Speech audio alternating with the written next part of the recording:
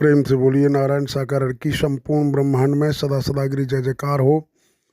साकार जगत जननी महामातेश्वरी की संपूर्ण ब्रह्मांड में सदा सदागिरी जय जयकार हो। सर्वप्रथम नारायण साकार हरि परमात्मा जी, साकार जगत जननी महामातेश्वरी जी, आपके श्री चरणों में मौजात्मा का बारंबार कोटि कोटि नमन स्वीकार हो। साथ ही आप समस्त महापुरुष व देवियों के चरणों में मौजात्मा का कोटि कोटि नमन स्वीकार हो। देवियों महापुरुषों, बीते कल हमसे एक महापुरुष मिले। उन्होंने हमसे कहा कि भाई आप बहुत सारी वीडियो बना करके यूट्यूब पर डाल रहे हो और काफ़ी समय सत्य का साथ करते हो गया, हमें एक जानकारी दो। गुरु और महागुरु, परम गुरु, परम सदगुरु, इस तरीके से उन्होंने कई सारी बातें बताई। तो हमने इस पर काफ़ी चिंतन मंथन किया। नारायण सागर के चरणों में प्रार्थना की, प्रभु आप हमें सद्बुद्धि दें, इस विषय में कुछ जानकारी दें। तो नारायण सागर हरि की रहमत से जो हमें जानकारी हुई वो हमने आप महापुरुषों के सम्मुख शेयर करना चाहते हैं।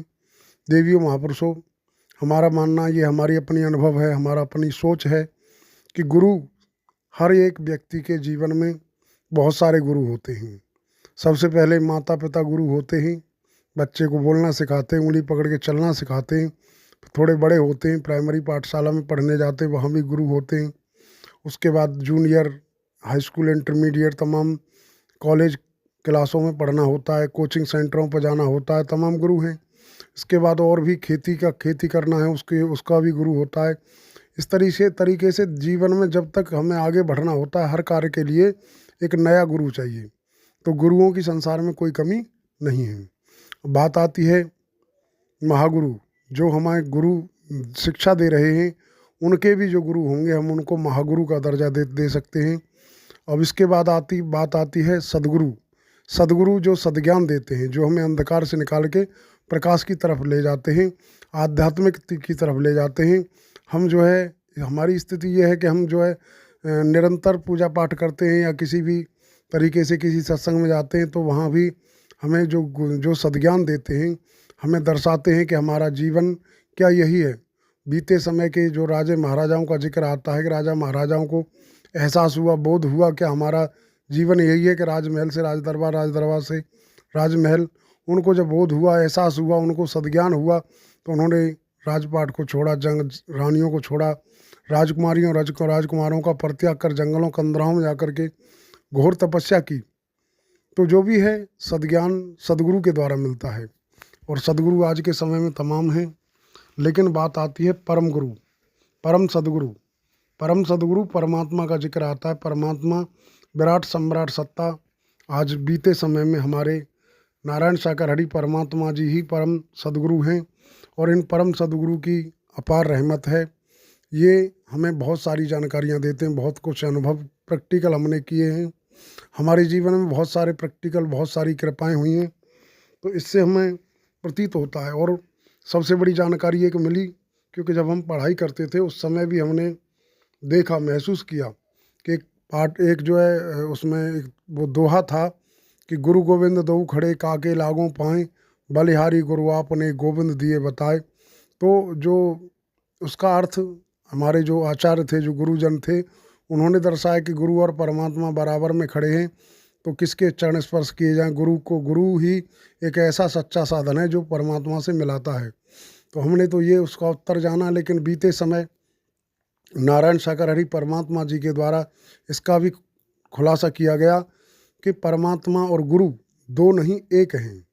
निराकार परमात्मा हैं और सगुण साकार गुरु हैं। गुरु और परमात्मा, जब परमात्मा निराकार परमात्मा जब साकार में आते हैं तो वही गुरु होते हैं और वही परमात्मा होते हैं। भगवान और गुरु में कोई अंतर नहीं है, क्योंकि नारायण सागर हरि परमात्मा जी दर्शाया कि परमात्मा का आकार नहीं है।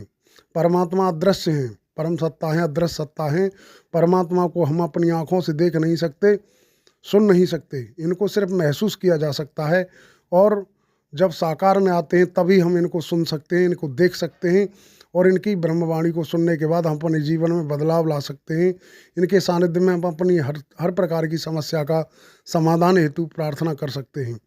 तो विशेष करके नारायण सागर हरि परमात्मा जी के द्वारा दर्शाया गया कि जो साकार स्वरूप है, जो साकार तन है इसको आप गुरु कह सकते हो, और इसके अंदर जो परम सत्ता मौजूद है उसको परम सदगुरु कह सकते हो, क्योंकि यही परमात्मा हैं, यही विराट सम्राट सत्ता हैं, ये अजन्मा हैं, अविनाशी हैं, ये न कभी जन्मते हैं न कभी मरते हैं, हमेशा कायम धायम रहते हैं, जिनका न आदि है न अंत है, जो कालों के महाकाल हैं।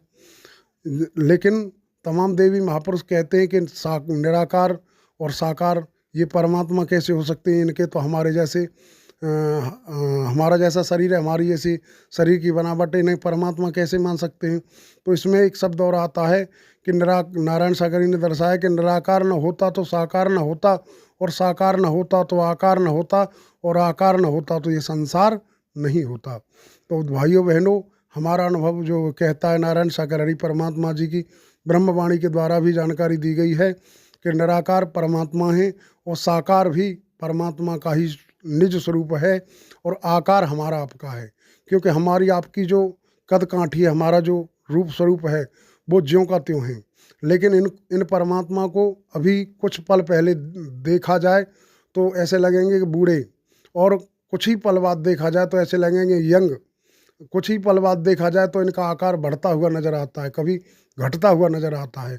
तो साकार का आकार नहीं होता और मानव शरीर का आकार होता है, वो सीमित है। हमारी जो कदकाठी है, हमारी जो शरीर की बनावट है वो सेम है, उसमें कुछ घटाया बढ़ाया नहीं जा सकता। लेकिन इनको अगले ही पल रूप चेंज होता है, अगले ही पल इनको देखते हैं कि हम सांवला स्वरूप नज़र आ रहा है, अगले ही पल देखते हैं कि इनसे बड़ा स्मार्ट दुनिया में कोई नहीं है। तो साकार ही पर गुरु हैं, और साकार ही परम सदगुरु हैं, और निराकार परमात्मा हैं। तो विशेष करके हमने ये जाना है कि परमात्मा ही जब साकार में धराधाम पर आते हैं तो वही गुरु परम गुरु होते हैं, और वही परमात्मा होते हैं।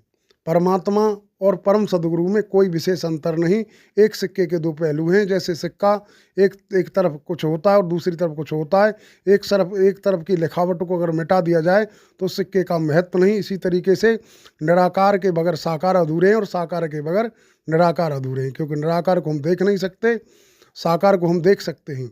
और तमाम देवी महापुरुषों ने परमात्मा के दिव्य स्वरूप का, नारायण साकार परमात्मा जी के दिव्य स्वरूप का दर्शन किया है, उन्होंने माना है, जाना है, पहचाना है, एहसास किया है। हमने भी कई रूपों में परमात्मा नारायण साकार का दर्शन दीदार किया है। ये परमात्मा नारायण साकार कहते हैं कि हर किसी को दर्शन नहीं होता, जैसी जिसकी भावना होती है उसको उस रूप में दर्शन हो जाते हैं। कहते हैं कि जैसी तेरी भावना तैसी मेरी प्रीत, और जैसी तेरी कोमरी तैसे मेरे गीत। भावना का भाड़ा मिलता आया है, मिल रहा है, मिलता रहेगा। अगर हमारी भावना सच्ची है तो परमात्मा का दर्शन होगा, और भावना में कहीं डगमगाहट है, कहीं हलचल है, तो परमात्मा का दर्शन संभव नहीं है। साकार का दर्शन हो सकता है, लेकिन विराट सम्राट सत्ता, अजन्मा, अविनाशी, निराकार ब्रह्म का दर्शन, दिव्य स्वरूप का दर्शन हम आपको होने वाला नहीं है। बाकी कोई माने न माने, किसी से हमें मनवाने की जरूरत नहीं। जो हमारा अनुभव है, जो हमारा प्रैक्टिकल है, जो हमने महसूस किया, जो हमने सुना है, वो हमने अपनी जानकारी आप महापुरुषों देवियों के चरणों में रखी। अब आपको क्या लगता है, क्या क्या महसूस करते हैं, वो आप जाने, आपका जाने काम। प्रेम से बोलिए नारायण साकार की संपूर्ण ब्रह्मांड में सदा सदा गिरी जय जयकार हो। साकार जगत जननी महामातेश्वरी की संपूर्ण ब्रह्मांड में सदा सदा गिरी जय जयकार हो।